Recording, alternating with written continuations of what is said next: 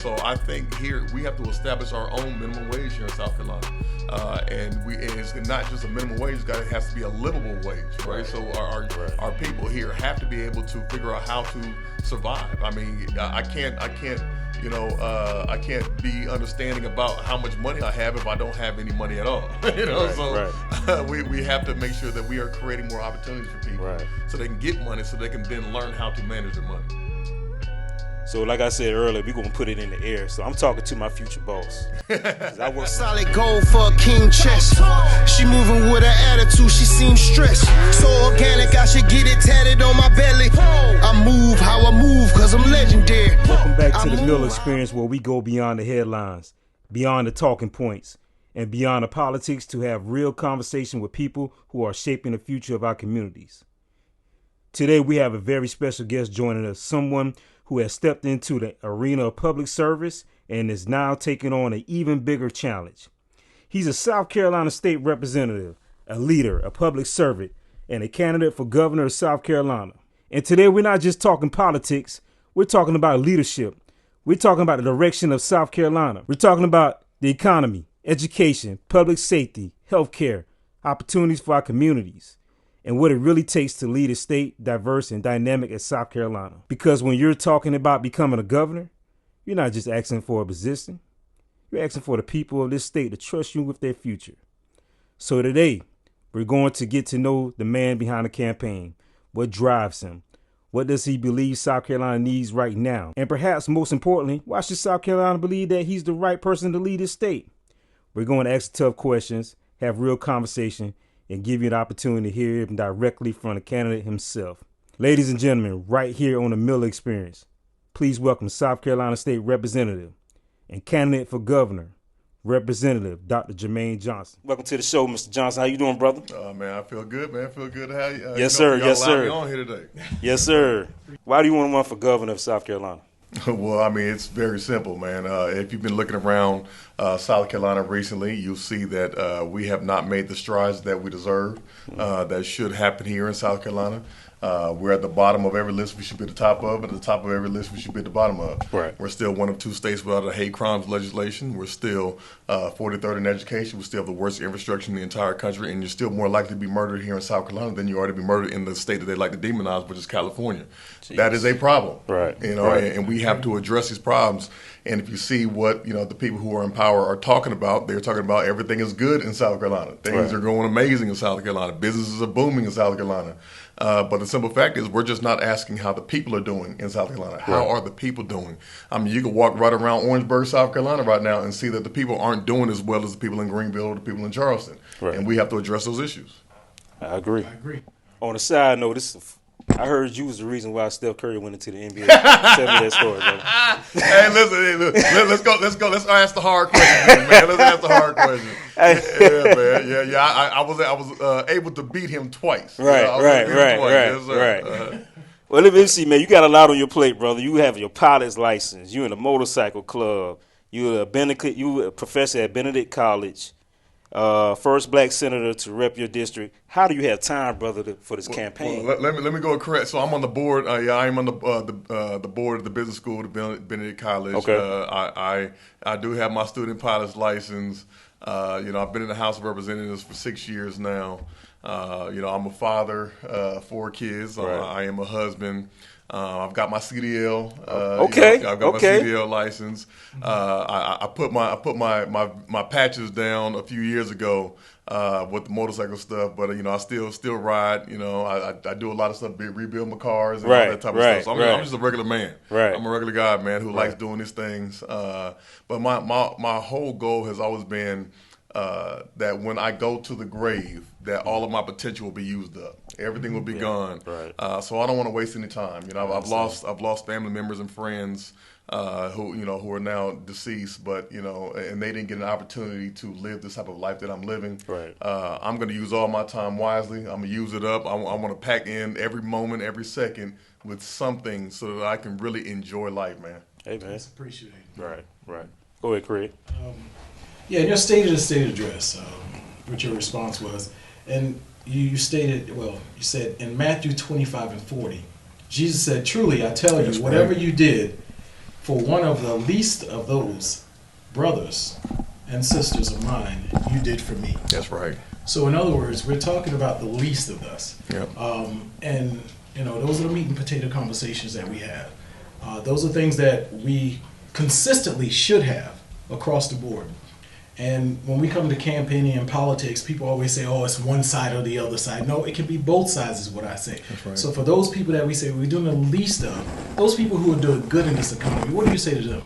Well, those individuals, I mean, we have to understand that we are. I'm a deacon in my church, right? So I truly believe in my Lord and Savior, and a good bit of individuals in this state and in this country believe in a higher power as well. And if we believe in this higher power, we have to be looking after the least of these. It's our duty, our responsibility to take care of the people who cannot take care of themselves. Right. And there are individuals who are out there who have been voting Republican for their entire life, but they are also on SNAP. They are also homeless. They are also dealing with these situations. But it's because of however their upbringings or their experiences brought them to being like that. And that's why I'm so open to talking to both sides. So I'm so open to talking to anybody and everybody that wants to work for a better society for all of us. And I believe working for the least of these doesn't have to have a political ideology. I believe everybody can receive the assistance that they need and deserve out here. So the people who are doing well in this economy, I mean, it is their responsibility to reach back and to help other people up. I don't believe it's good for myself to be the big man on the big mountain with all the success and be up there by myself. Right. I want to bring everybody along with me so that we can all achieve the success and the greatness that we all want to achieve for our lives. So I don't just talk about it; I live it. I live this life, man. And anytime I get information from somebody that has given me some good information about how to do something, I go back and find somebody else who I can teach. I mean, that's why you see so many young people I bring on to my campaign so I can help lead them and mentor them and train them up. And, when I first got elected, I created something called the Leadership Development Fellowship in my district.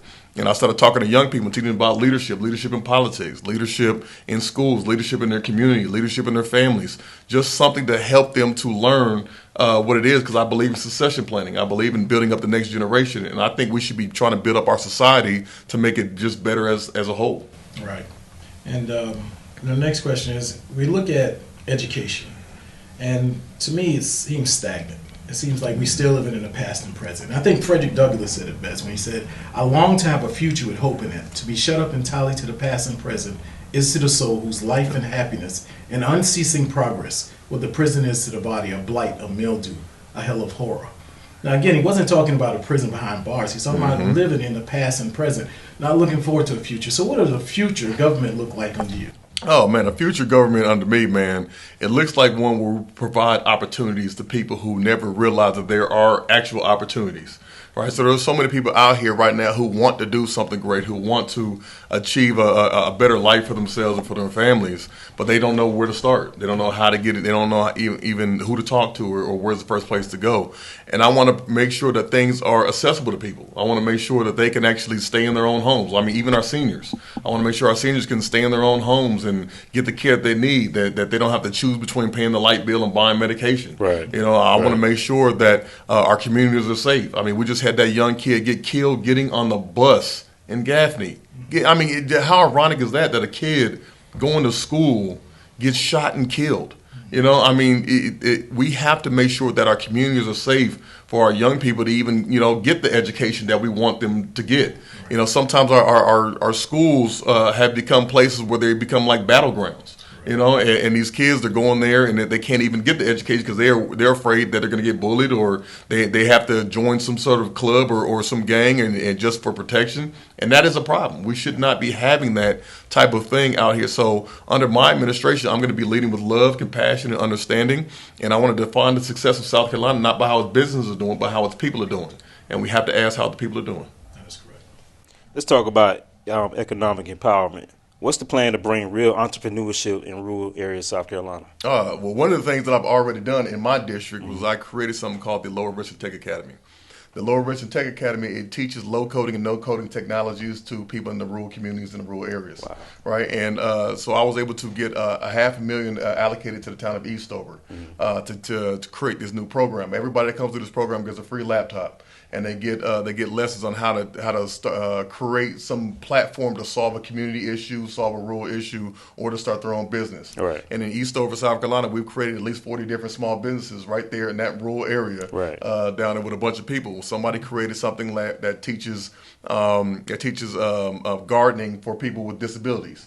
There was another one that created an Uber-like landscaping business where so you can get your landscaping done. Right. Somebody created a community hub for communications to get events out for the rural area as well. Right. So we have a bunch of different. Somebody also created something for realtors, Right. right? So and this is all in the rural area that's happening. And I want to expand that program all across the state. I want people all over the state to be able to get opportunities to create something and teach them how to do these things. Right. Because when you teach people how to do something, they can solve their own community issues. Right. I believe people close to the problem are close to the solution. I want to do something called the Main Street Revitalization Plan. Giving small grants to entrepreneurs so we can open up these main streets where these businesses have been closed down. You ride through places like Denmark and Norway and these places on the main street, and they got boarded up windows. I want to provide some opportunities for these entrepreneurs to start opening up some of those storefronts and get them back open, beautification of these places, and allow people to be proud of where they come from. Y'all listen to Bishopville, King Street. Yes. Surrounding areas, small areas, that's right. all of rural areas. Right. We talking about real rural areas. All right, so this is a two-part question. What is the first thing you want to do when we're gonna put it in the air when you get in office? That's right. What is the first thing that you want to do, and how will you work with Donald Trump? All right, so the first thing I want to do is I'm going to meet with the majority party, right? So the majority party, when I win, I'm probably still going to have a majority Republican rule in South Carolina. You got to understand that it's a supermajority in the House, a supermajority in the Senate right now. So they can override anything that I would like to do, anything that I would be putting forward, they can override that.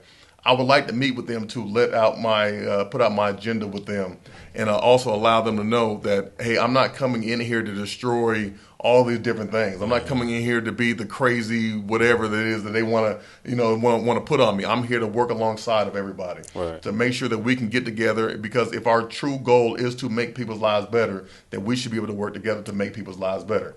So I want to meet with them first, lay out my agenda, and see how we can work together to get these things done. And I want to work with them to expand Medicaid. Medicaid has to be expanded in this state because we'll give access to health care to at least 500,000 additional South Carolinians. You have to have a healthy society to have a healthy workforce. Correct. And if you don't have a healthy workforce, then you have terrible communities. Right. If you have terrible communities, you have terrible schools. And it becomes a ripple effect all the way down. So we have to make sure we're taking care of people first, making sure that people are living longer and better lives. And then once we take care of that part, then everything else can fall in line. Right. We spoke about grants and things of that nature to help communities further better their communities and themselves. I haven't heard us talk about financial literacy for those people who have not had that and don't have the opportunity to get that. Is that something that you're looking to implement to help those people who receive those grants and have an opportunity to get better jobs and things of that nature, to be able to financially benefit in a way that you have the literacy to do what you need to do in order to improve and to make your family in a better place? And that's why the Secretary of Education position is so important, because that would come through the Secretary of Education. And I would have to have a partner in there.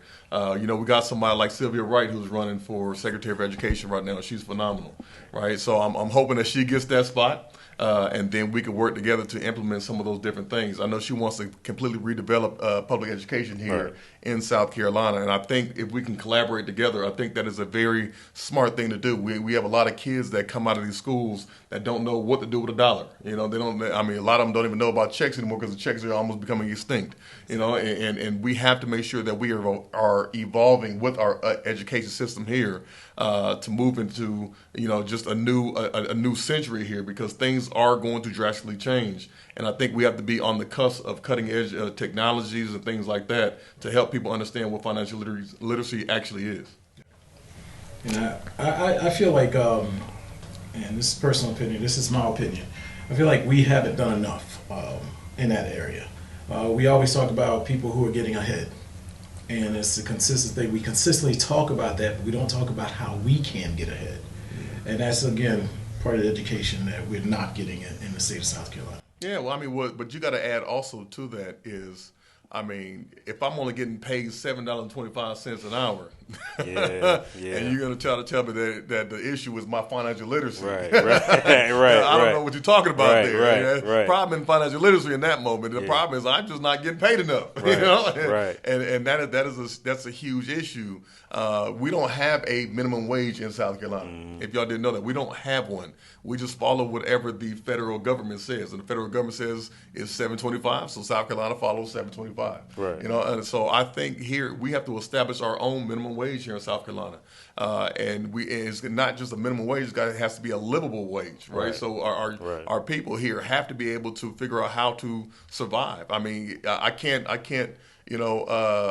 be understanding about how much money I have if I don't have any money at all. We have to make sure that we are creating more opportunities for people so they can get money, so they can then learn how to manage their money.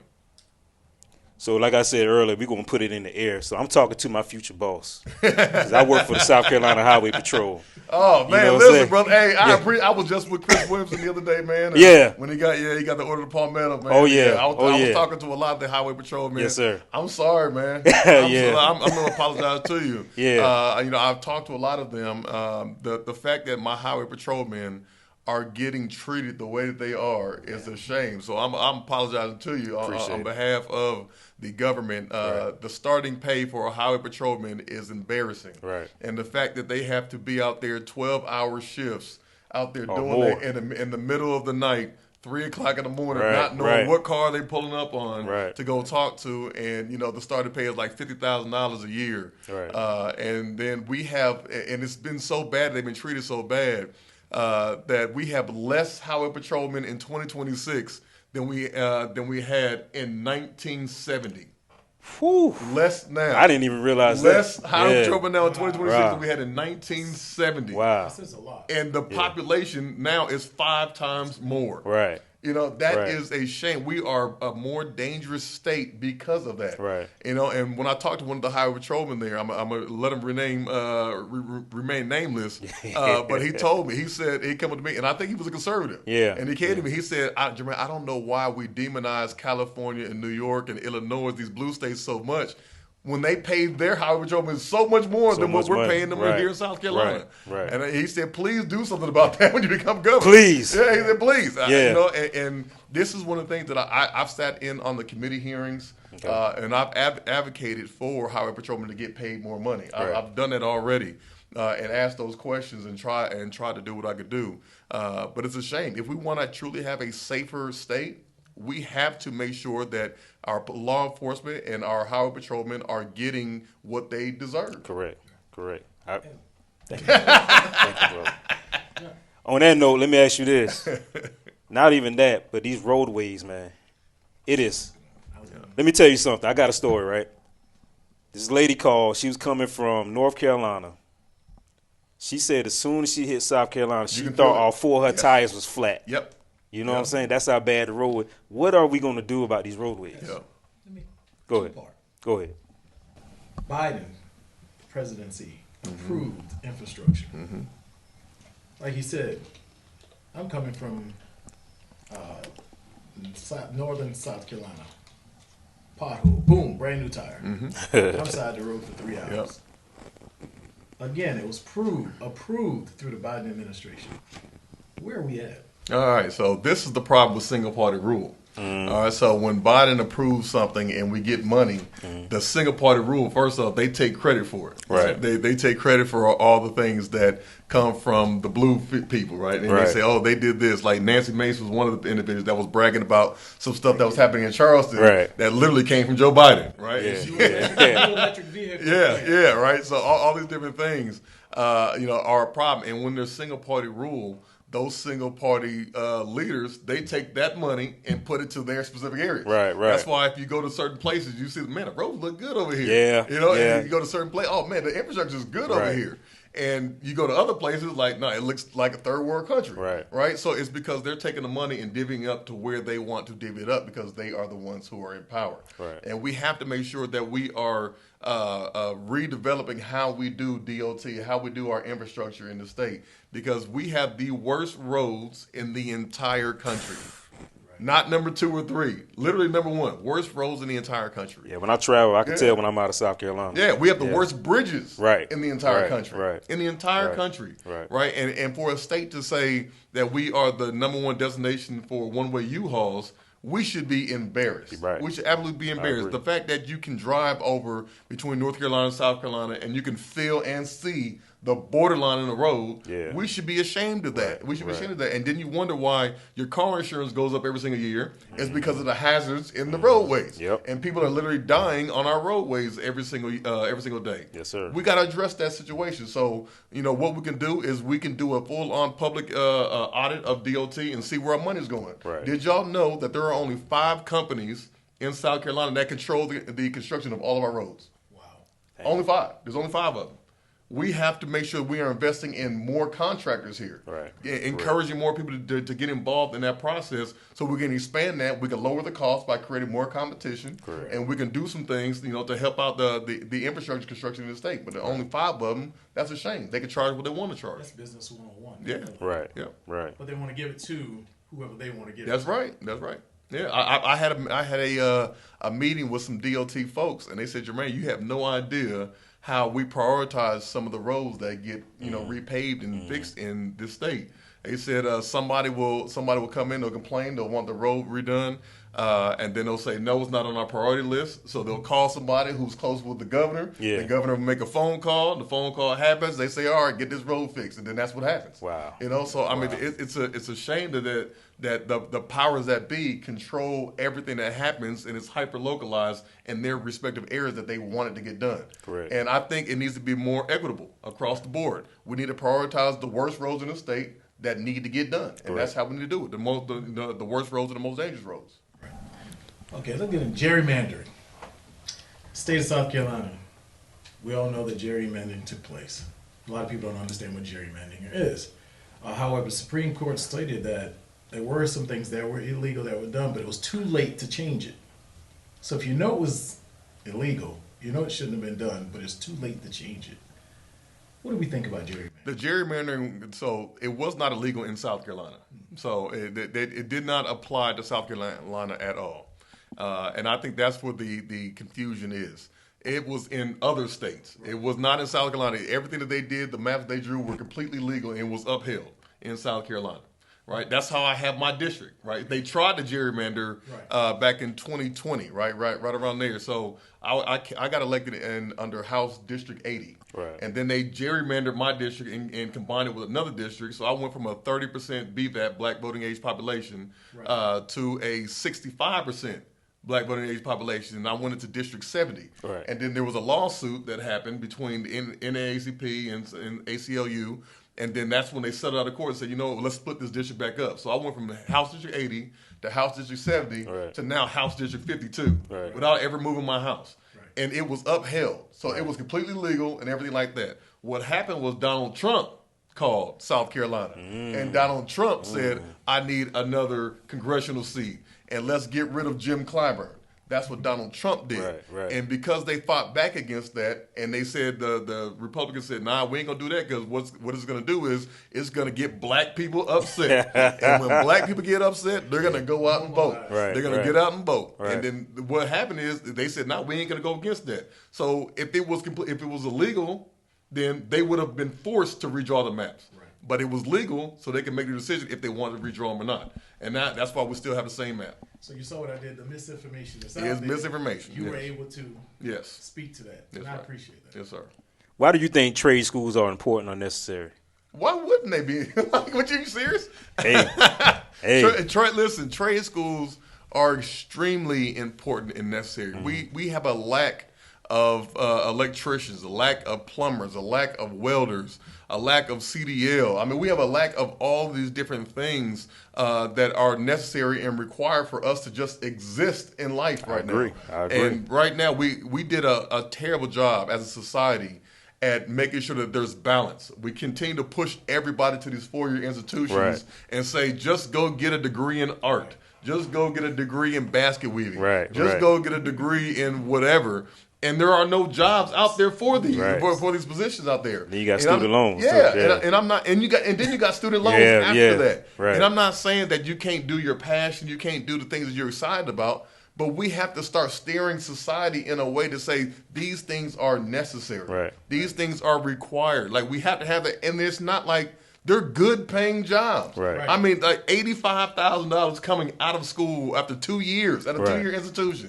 You know, I mean, $85,000. These kids can go buy a home, can plant their roots and do these things. But you know, we've demonized trade schools so bad. We've demonized these things and making them seem like this is less education. Or this is less this, less that. No, we need these specialists. I actually steered my son to trade school. He's flourishing right now. He has a Roth IRA, 401k, and he's going to be doing so much better than someone who went to a 4-year institution. He's already implanted and embedded himself into what he wants to do in the future. Yeah, my son goes to Minnesota College now. I did the same thing. I went to college in Charleston. I played basketball. You know, I got my master's and doctorate. But I told my son, I said, listen, unless you're going to be a lawyer or doctor, you need to get your butt a trade. You know? That part. Yeah, I mean, that's just what it is. And you know, after a couple of years, he's inside doing cybersecurity. I mean, and that's just the way of the future. So it's like we have to understand where we are headed as a society. Right. One thing I respect about you is that you keep it real. You 100. You speak your mind. Even though you're a politician, you just say how you feel. You don't give the politically correct answers. You know what I'm saying? You directly confronted your colleagues recently. You said friends behind the scene, but vote for racism when it matters. When you made that, what made you say that bold statement? I was so angry, man. I was so angry. Yeah. I wasn't even gonna speak that day. I wasn't gonna say anything. And he's talking about the diversity, equity, inclusion speech that went viral. I was sitting in the back. You know, I was ready to go home. It had been a long day. And they were trying to push this proviso and put it inside of the state budget that said that was going to get rid of diversity, equity, inclusion all across the board. Right. And I was like, whatever, do what y'all going to do. But then Representative Annie McDaniel, she put up an amendment to that proviso that would say that no public dollars would go to white supremacy programs. Right. So when she put that up there, I'm sitting there thinking like, well, they're probably going to table this amendment. They're probably going to get rid of this amendment, but somebody's going to at least speak and say, hey, we don't believe in white supremacy in the state, but we don't think we need this, but we don't believe in white supremacy. Or I thought it was either going to be that one, or they were going to pass the amendment and say, just to say, hey, listen, we don't believe in this stuff. We're going to stand it. Man, nobody said nothing. Crickets. It was crickets. Nobody said anything. One of the House members just walked across the front of the desk, and he just put his hands up in the motion like move the table. And I looked around, and I was like, ain't no way. Yeah. I was like, ain't no way somebody is not going to say something. Right. And, man, listen, when they did that, man, I jumped up there so quick. I jumped so fast. I did a speed walk to the front, man. I was like, I'm gonna speak. Right. The people behind the desk, they were like, calm down, Jermaine, calm down. Right. And I was like, no, I gotta say something. And if you watch that video, you see there's a cup of water on the desk up there when I was speaking, because they was trying to give me a cup of water, give me to calm down, because they see I was so mad. There you go, man. Yeah, that's what I'm saying. I was so mad, and I got up there, and it just kind of came out like it just kind of came out. When I spoke my mind, I didn't think that thing was gonna do numbers like what it did. Like I didn't think that. You caught my eye when I saw that. Oh my God, it was crazy. But after that, after I got done speaking there, I went outside to the back steps of the State House, and I sat down the steps, bro, and I cried, man. Yeah. I was hurt. I was so hurt, man, because I was like, these people are supposed to be my friends. These people know my family. We might disagree politically on some things, but we have like one-on-one connections. I go to their house. We do things together. And for them not to speak up on my behalf or not to speak up for at least just one person in the room, I said, man, it hurt. Right. It was disappointing. It was disappointing. And then members started coming out to the back steps to check on me, and they was like, Jermaine, you won. I was like, what you talking about? Like, what you mean we won? They said they pulled the whole proviso out the budget. They got rid of the whole thing. Wow. So they was like, we ain't going to pass this because, like, this man got up there and he spoke his heart, he spoke his conviction, and it moved people. It literally moved people, and they got done. And then I started having other members come up and saying, Jermaine, we're going to be talking about that speech 50 years from now. Right. I mean, people were, it's classic. it was It's like that. legendary, And then man. all of a sudden, Right. I mean, it's at about 7-8 million views at this point, man. You know? Brought light to Yeah, darkness, it was 'cause crazy. that's something that would have passed in the Oh, dark. yeah. So you brought light to it. Yeah, so right after that happened, I started getting phone calls and messages from people all across South Carolina. And then I started getting phone calls and messages from people all across America. Right. And then I started getting stuff from people in other countries. And that's when I knew it was serious. So Right. I was like, I was getting letters and mail and stuff coming in. And they were like, man, dude, they were like, Jermaine, you gave words to my pain. Right. And when I was walking around the State House grounds, I would get young people who were touring up there. They would come to me and just say, thank you. Yeah. Thank you for speaking. Thank you for saying that. You know, I was like, man, it became something serious. Man, look, you caught my attention on that one, Be an brother. anthem I out there. I was proud of you. This is what we need in the state. This is exactly what we need in the state. Right. You know, whole bar. You passionate. You speak your mind, and if it's right, you're gonna go for it. Whether anybody agree with you or not, Right. you're gonna go gun ho for it. And I respect that. You got my vote, brother. I appreciate you got it, my man. vote, Thank brother. you, man. It's another. It's not on my card, but I did want to ask you this because I noticed this. Typically, when someone's running, you see a bunch of campaign signs around the area. I noticed I didn't see that with you. Mm-hmm. I noticed you do a lot of social media, which is the new age right now. What was the strategy behind it? I go to the people. Okay. And I've been doing this for years. A lot of people, they don't consider me just like the representative of my area. They consider me just the representative of South Carolina. Right. I get calls and messages from people all over South Carolina saying, can you help me with this issue? Can you help me with this thing? So I've been a guy who's always been in the trenches. Right. I've always been in the communities. I'm the guy who's always at the marches, the rallies, the things like that, you know, speaking up for people in different parts of the state. So because of that, like, people know who I am Right. around the state. Right. So just because y'all don't see a TV commercial or Right. see a sign, these people already knew who I was. I've been there already. I Right. mean, I did a whole statewide tour with a bunch of former gang members, and I went around to at least 30 different counties to see what the issues were in different people's neighborhoods. This Right. before I decided to run for governor. Like, I Right. just wanted to solve the problems. And I didn't get the information for myself. I got it so I could take it back to the representatives and the senators and say, hey, this is what they're saying in your community. Like, this is what they're saying in your district. Right. These are the problems that need to be solved. Right. And because I've been doing that stuff for so long, people are like, man, we know this guy. Like, Right, he's yeah. he's with us. Yeah, Like, he's always yeah. with us. He's always talking to us. Yeah. Like, he's always around. So it didn't become a thing where I had to buy a whole bunch of signs or I had Right. to do a whole bunch of things. They just knew who I was. That's the way. You got to touch the people. When we look at rural America votes one way. In your state of the state, a lot of people probably didn't hear you talk about rural America. Speak to what you said about farmers, the opportunities they may have in the things that the legislature have passed. Yeah. Maybe cannabis or whatever have you. Yeah, I mean, we continue to have rural America just suffer over and over and over again. Only 11% of the food that we consume in South Carolina every single year is produced in South Carolina. 11%, man. And that is a shame for a state that claims to be agriculture being its biggest, industry, and we're only producing 11% of the food that we consume. Right. That means the majority of our food comes from other states or other countries, and that is a problem. And that's why, one of the things that I even talked about on the Breakfast Club was one of the bills that I have, which is called the South Carolina Resource Independence and Resiliency Act. Right. And what that would do is it would have South Carolina to actually work with its farmers and its manufacturers to produce at least 25% of our critical resources that we need by the year 2036. Wow. And you know what that would do to farmers, to small business owners, man? Yeah. Man. Farmers would have to double in size overnight. Like, they would have to double. We would be investing right in them, and they would have to double in size overnight. Can you imagine if we needed a resource that instead of looking outside of South Carolina or going to another state, going to another country somewhere, we come directly to you. Yeah. And say, listen, we need you to produce this. Right. Or we need you to produce this. We need Right. you to make this amount of energy. We need you to make this food source. We need you to come up with this resource. Man, that's going to put money right back in your pocket. Exactly. That's going to allow us to recycle the dollar over and over and over again, and it's going to stay right here at home. Right. Right. John Donne said it best: "No man is an island entire of itself." Because so many times they feel like they're on an island alone. That's right. Yeah. Appreciate that. Yeah. So I know we limited on time, so I have two more questions for you, okay? When you get in office, under your leadership, what's the identity you want South Carolina to have? I want South Carolina to be one where it stands against anything that is not good for the people of South Carolina. Right. I have said over and over again that I don't care if it's a Republican or a Democrat in the White House.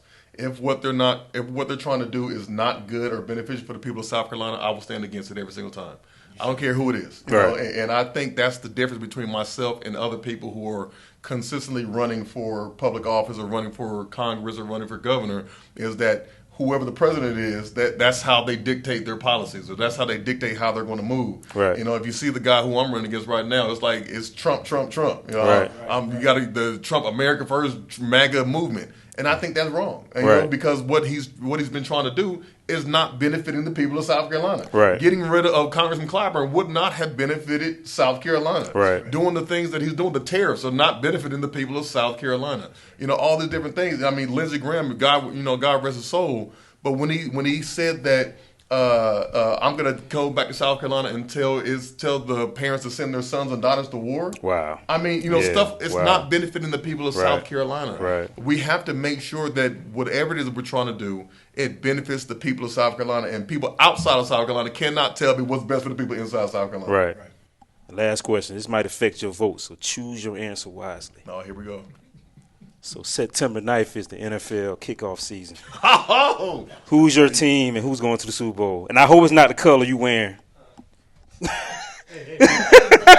I hope. Hey, look, man. Hey, look. Oh, man, come on. Listen, you Jesus Christ, man. You called it. Man. I started watching the NFL when Emmitt Smith was the greatest running back I ever seen in my life. Jesus. Michael Irvin. I mean, I'm telling you, bro. Listen, when they started, I was a fan. I thought you was different, man. And Emmitt Smith is he just happens to be my fraternity brother too. So I'm sorry, but hey. Well, I take it. America's I take it February 14th. You taking your beautiful wife out for Valentine's Day, not getting ready for a Super Bowl party because y'all not gonna be there. That is her birthday too. Oh really? Oh really? You gonna enjoy your birthday because his team's not gonna be there. Because of the Cowboys. That's right. That's right. It's gonna be a phenomenal Super Bowl. Representative, we thank you for coming on the show. Good luck. We know you're gonna make it, brother. We know you got our votes, brother. Thank you. Hey guys, make sure you like and subscribe to the YouTube channel, The Mill Experience, and vote for Representative Jermaine Johnson. Peace. I move how I move cause I'm legendary. I move how I move cause I'm legendary.